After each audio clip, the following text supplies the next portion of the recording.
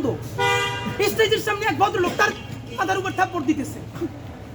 ব্যাপার হলো এই যে সে থাপড়াইতেছে, এইটা ভিডিওতে মানুষ মিডিয়ায় দেখতেছে, বিএনপি এইটার বিরুদ্ধে কোনো অবস্থান নিছে? অফিসিয়ালি তারে বলছে যে এরকম থাপড়াথাপড়ি সে কেন করে? সে এইটাকে এনজয় করতেছে। এর মানে হলো বিএনপির বিরুদ্ধে আমরাও যদি বলি আমাদেরকে এরকম থাপড়ানো হবে। এই থাপড়ানোর ট্রায়াল দিতেছে তারা। এই নয়নেরা যদি এই বিএনপির ফিগার যারা এখন মানুষটা খালি সমানে থাপড়ায় ডানে বামে তাকাইয়া, তাহলে সেই দলের যারা নীতি আছে তারা মানুষটা পাথর মারবে না মারবে কি? চুমা দিয়ে মাইরে ফেলবে মানুষকে। ও তো যা করার তাই করছে, দলের নেতা মানুষের থাপড়ায় আর তারা পাথর মারে। এখন আমরা জানি এই নয়নদের শক্তি কোথায়। নয়নরা থাকবে নিচে, চাঁদাবাজি করবে, টাকাটা আনবে, টাকাটা আইনা উপরে পাঠাবে কারো না কারো কাছে। তারা হবে ভদ্র সুশীল, তারা মব করবে না, ইংলিশে কথা বলবে। আর নয়নরা নিচে চাঁদাবাজি করে উপরে দল চালাবে। এইটা বিএনপির বলিনি, এটা জামাত করলে জামাতের অবস্থা এইটা হবে। এটি এনসিপি করলে এনসিপি তো নতুন দল, সুতরাং ফেরেস্তাই মনে হবে।